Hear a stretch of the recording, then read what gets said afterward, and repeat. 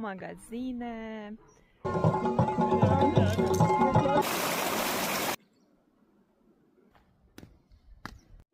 Salut! Numele meu este Orshi și hai cu mine pe arătură în munții din Pakistan. Bine ați venit în Pakistan!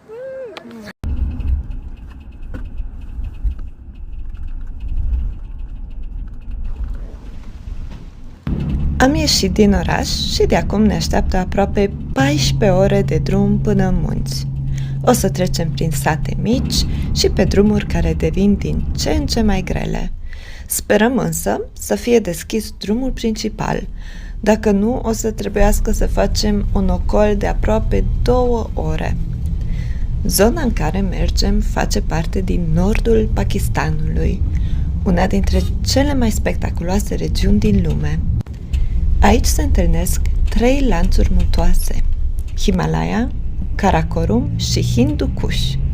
Tot aici se află și K2, al doilea cel mai înalt vârf de pe pământ, cu 8611 metri. Pe măsură ce urcăm, drumurile devin tot mai înguste, iar peisajele tot mai impresionante.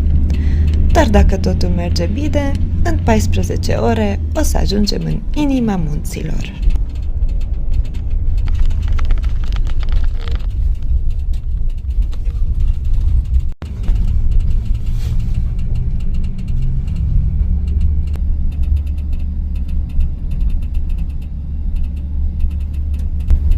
După vreo 7 ore de condus, am făcut primul popas. O să luăm prânzul. Este un fel de piatra craiului din Pakistan. O să mâncăm mâncare tradițională din Pakistan. Este destul de frig. Suntem la 3500 de metri altitudine și sunt cam 10 grade. Deci astea sunt magazinele, sunt chipsuri, cola, cam tot ce vrei. Cred că sunt și haine. Poate ar trebui să-mi iau ceva în caz de ploaie, că nu mă așteptam la ploaie și nu am pantaloni de ploaie.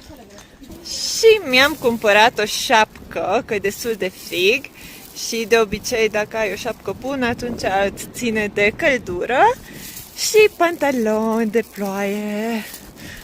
Dumnezeu cu mila!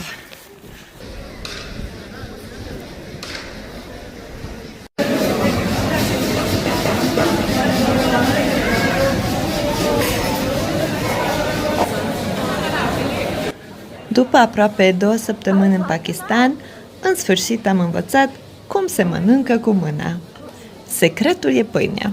O rupi într-o bucată mică, o îndoi ca pe o lingură și cu ea iei mâncarea din farfurie. La început îmi cădea tot, dar acum deja îmi iese din ce în ce mai bine. Nu sunt încă expertă, dar măcar nu mai fac dezastru la fiecare masă.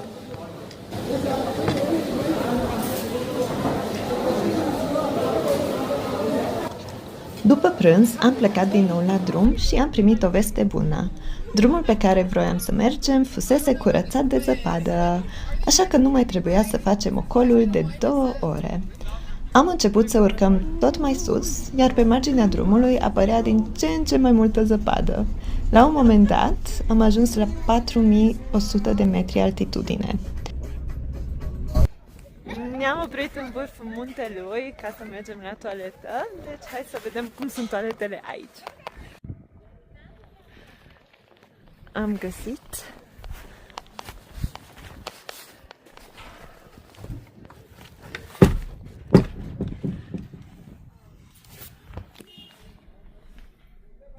da, e plin cu zăpadă.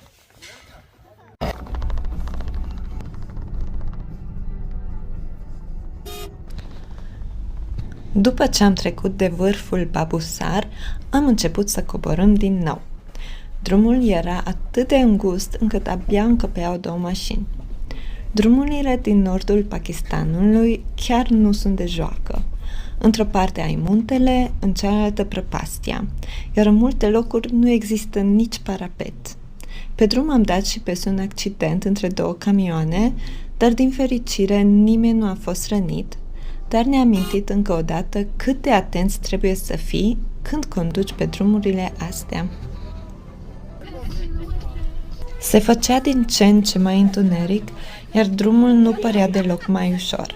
Camioane, prăpastii, chiar lângă șosea, sincer începea să fie înfricoșător. Mai aveam câteva ore de mers și speram doar să ajungem cu bine.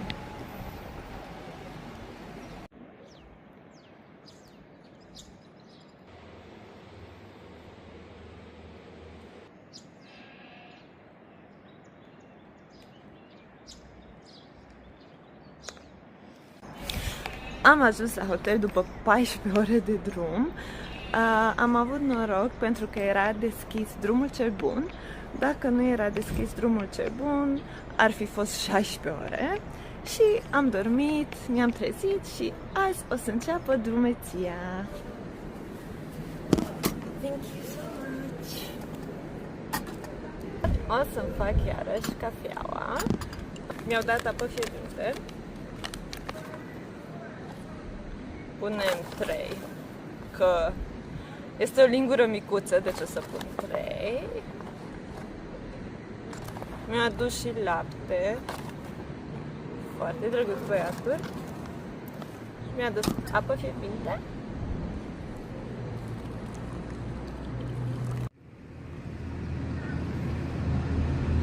Și puțin lapte.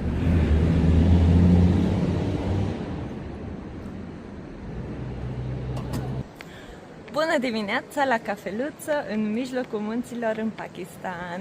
Am ajuns în sfârșit la ultimul hotel înainte să mergem la drumeție și o să începem drumeția cam într-o oră. O să mergem cu ceva jeepuri pe un drum foarte strâns și după aceea o să avem o drumeție de vreo 3-4 ore și o să ajungem într-un loc superb, deci abia aștept să vi-l arăt. Da, este destul de cald, ne așteptam să fie mult mai frig, mai ales că era și ninsoare, drumuri blocate, no, dar este chiar cald, deci chiar mă gândesc că m-am îmbrăcat prea cald. De când am ajuns la munte nu prea am internet, nici Wi-Fi-ul nu funcționează la acest hotel și nici nu mai funcționează încărcătorul. Da, deci sper că o să funcționeze acolo, sunt multe generatoare și o să întreb pe cineva să mă ajute să-mi încarce telefonul, deci poate că nu o să filmez atât de mult din drumeție, să-mi rămână bateria pe 2 zile.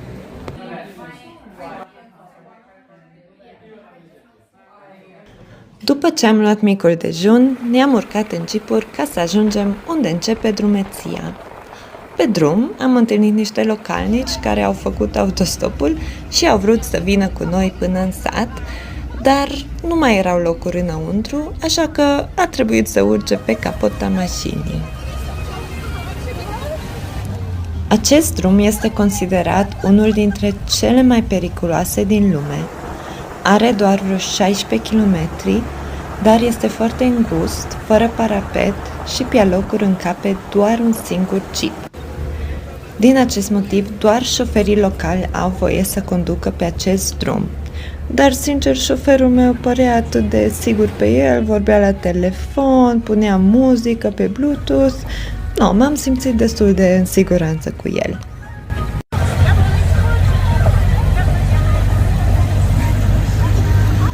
Atunci când două jeepuri se întâlneau, una dintre ele trebuia să se dea la o parte și astea mi se păreau cele mai periculoase situații. Din păcate, câteodată au murit turiști aici și chiar după ce am fost noi acolo la 5 zile, a căzut în gol una dintre jeepuri și au murit 8 persoane.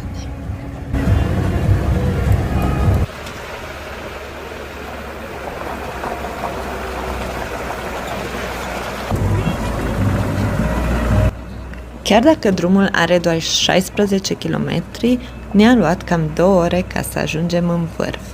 Ne-am oprit la mijlocul drumului ca să răcească motorul, pentru că s-a supraîncălzit.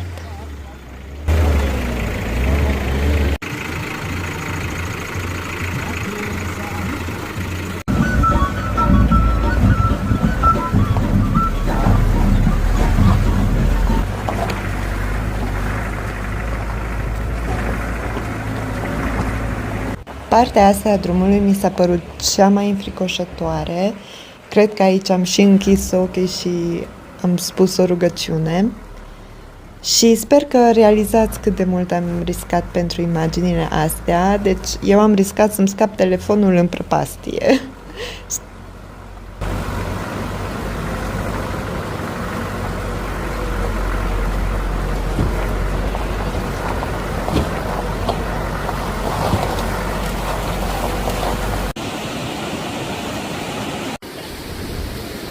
Aici începe drumeția către Fairy Meadows.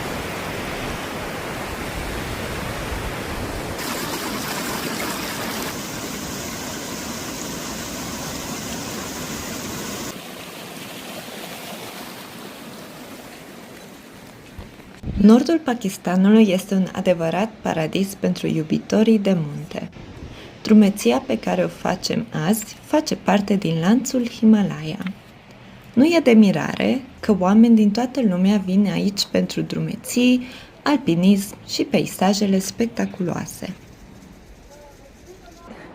Până acum drumeția este chiar ok, chiar ușoară.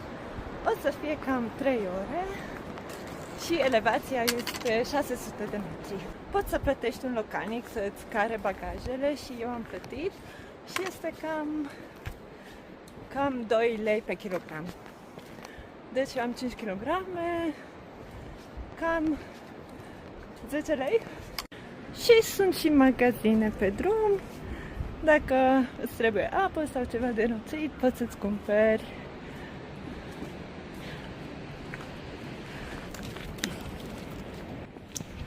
În fața noastră se află Nanga Parbat, al 9-lea cel mai înalt munte din lume, cu altitudine de 8126 de metri. Este unul dintre cei 14 munți de peste 8000 de metri și este supranumit Muntele Ucigaș, pentru că, de-a lungul anilor, foarte mulți alpiniști și-au pierdut viața încercând să ajungă în vârf.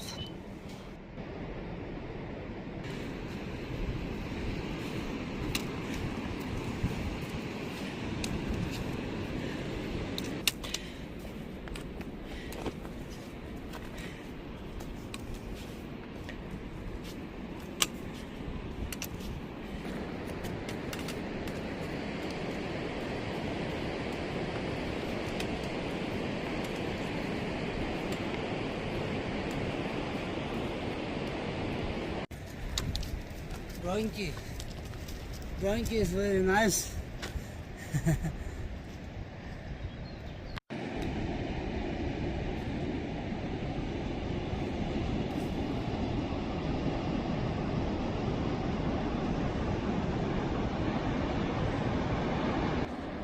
Și ne-am oprit la un magazin, să zicem așa, unde se vând tot felul de chestii, apă, biscuiți.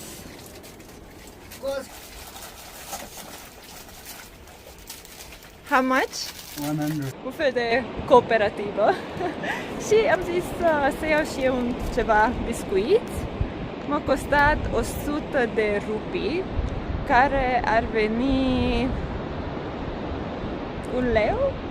2 lei. Da, 100 de rupii sunt cam 2 lei. Da, o să avem în curând prânzul împreună, dar am zis să suport și eu localnicii. Și am ajuns la mijlocul drumeției, unde o să luăm prânzul.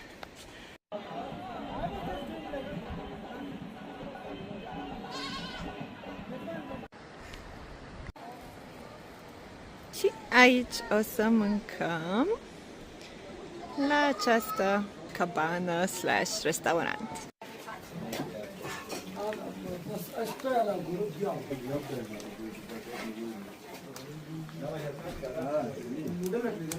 Aici ne fac de mâncare.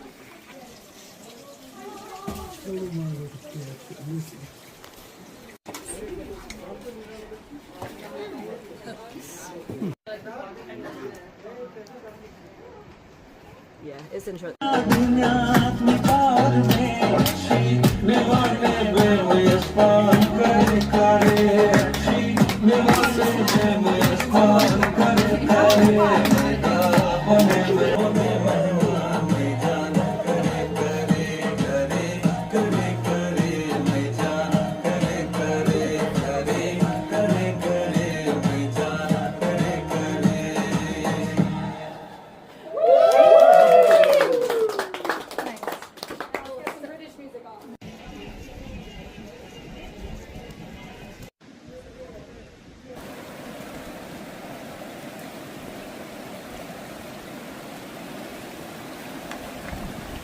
Se vede că recent s-au topit ghețarii pentru că o parte din drumeție este acoperită de apă care vine din vârful muntelui.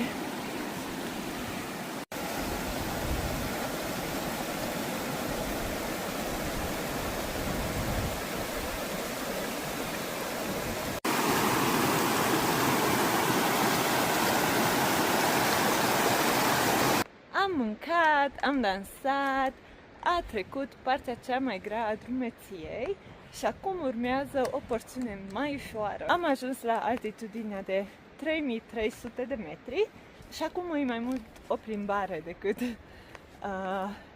o drumeție și o să ajungem la Fairy Meadows, care în română ar veni Pajiștea Zânelor.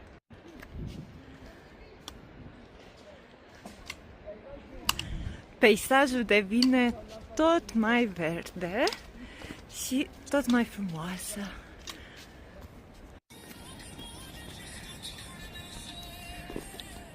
Măgărușul se ține foarte bine. Nu știu cine și-a adus trollerul, dar nu, mă rog, fiecare cu obsesiile lui.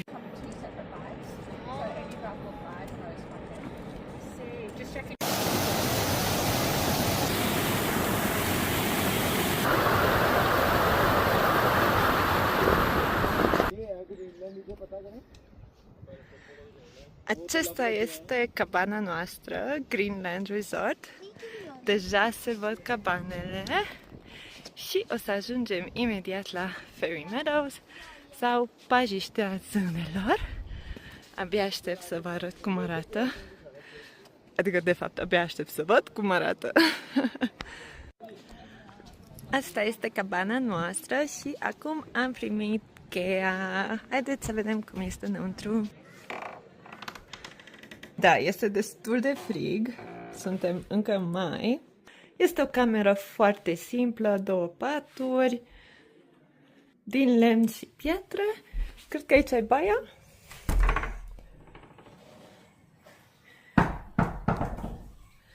Da, o baie și mai simplă. Acolo este dușul, dar nu cred că o să fac duș.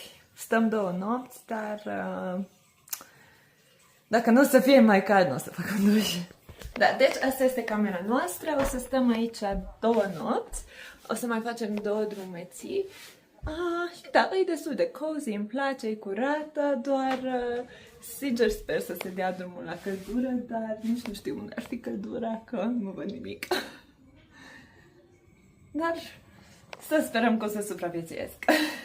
Avem 2 pături foarte groase fiecare, deci cred că nu o să ne fie frig în seara asta, dar o să fie răcăros. How much? 6.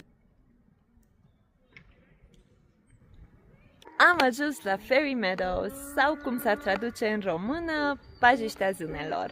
Înțeleg foarte bine denumirea asta pentru că, într-adevăr, arată ca în povești. Arată ca și Elveția. Este ca și un sat micuț, au magazine și se construiesc foarte multe cabane. Ghizii ne-au zis că aceste cabane s-au construit în ultimii 10 ani pentru că turismul este în creștere.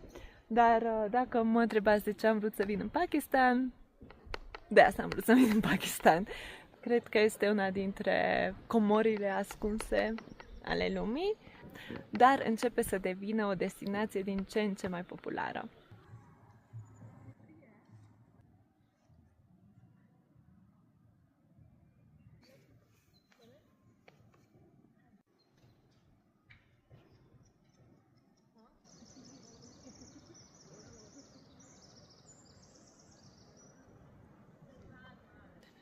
Așa se încălzește apa în cabanele noastre.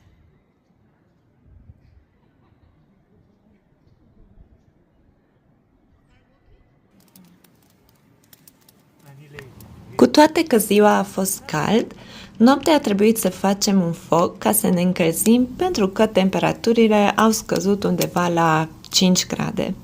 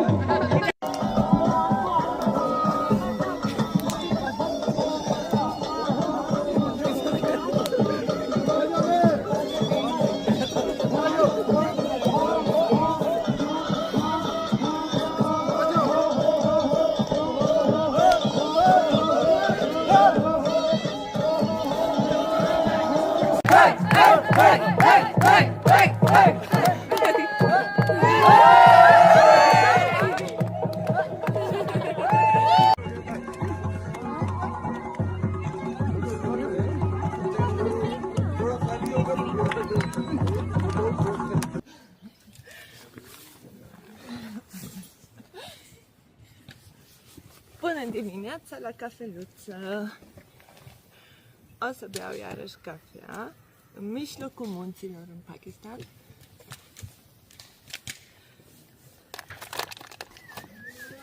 Nu am dormit prea bine și atunci am nevoie neapărat de o cafea bună. O să pun 2 linguri, nu, o lingură jumate. Și am cerut puțină apă fierbinte din bucătărie.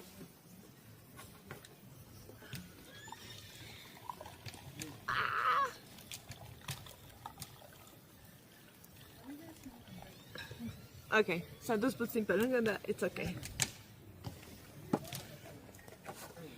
Și uite așa poți să bei cafea Starbucks chiar și în mijlocul munților în Pakistan. Good morning! Good morning!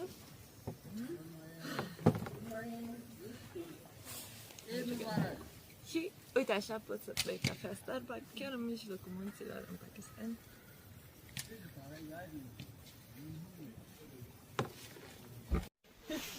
People invite me.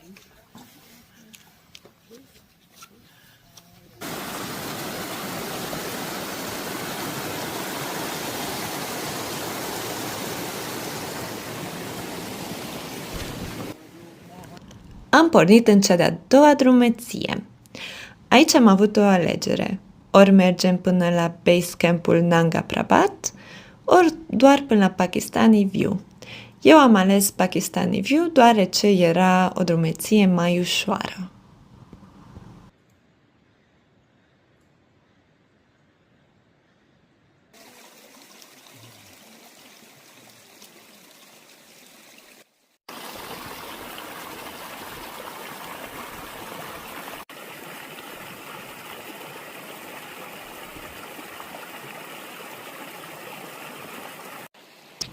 Priveliștea de aici este greu de descris.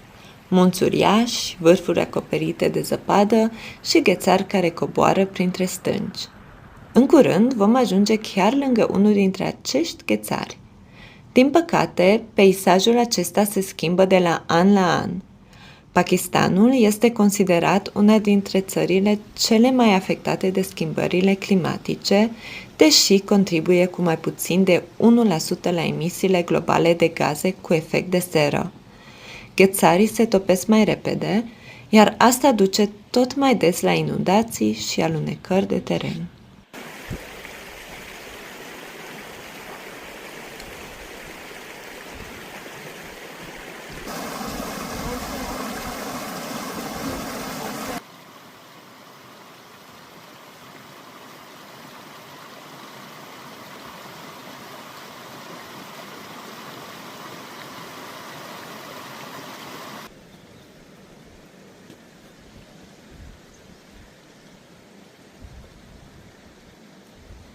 Am început cea de-a doua drumeție.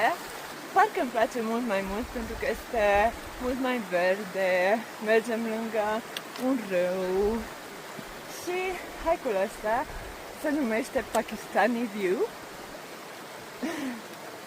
Și am început de la Fairy Meadows și o să dureze cam 2 ore jumate.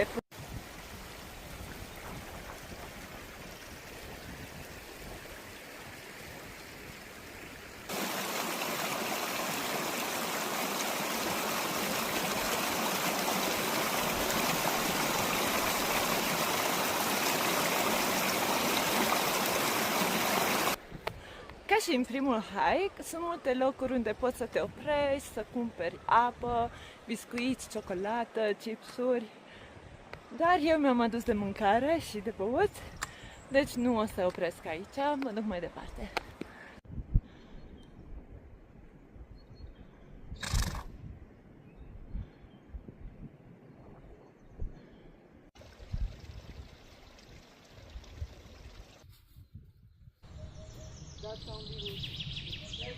Maybe you can grab from the behind.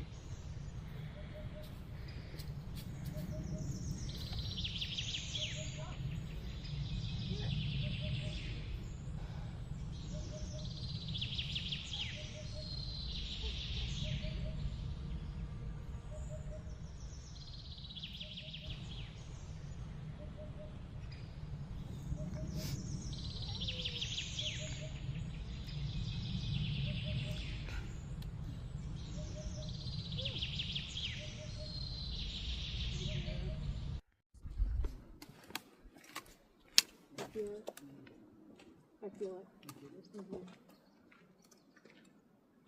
It's in there.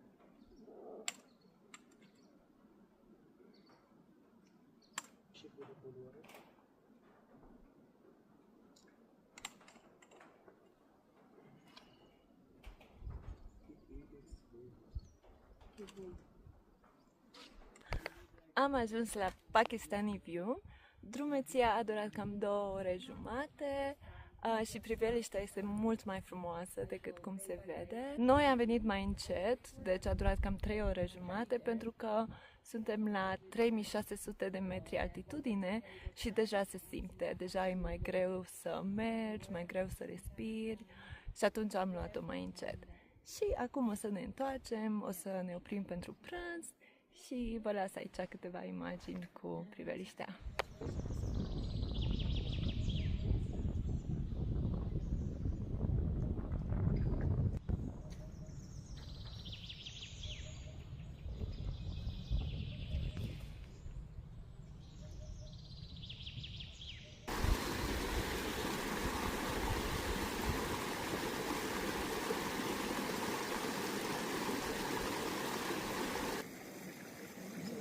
Too cool for that.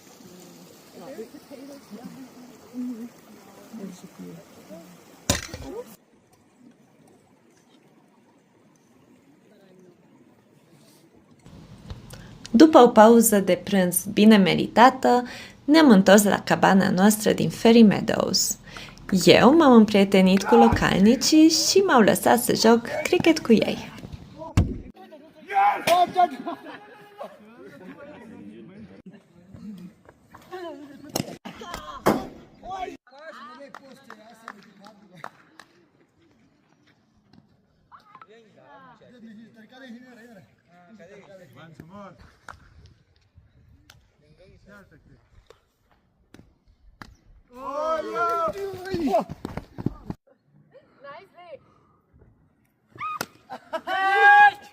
Oh.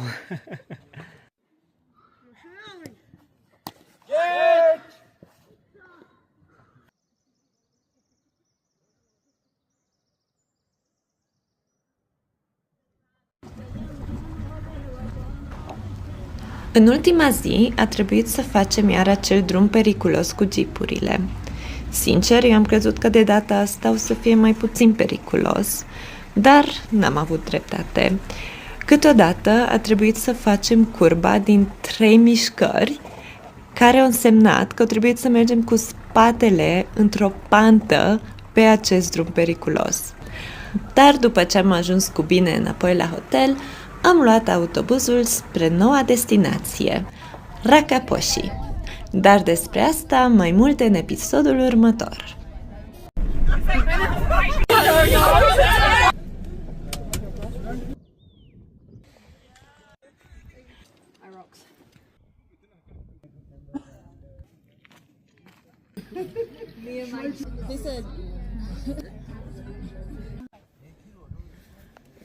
Este cortul unde o să dorm în seara asta. Haideți cu mine să înnotăm în Pakistan!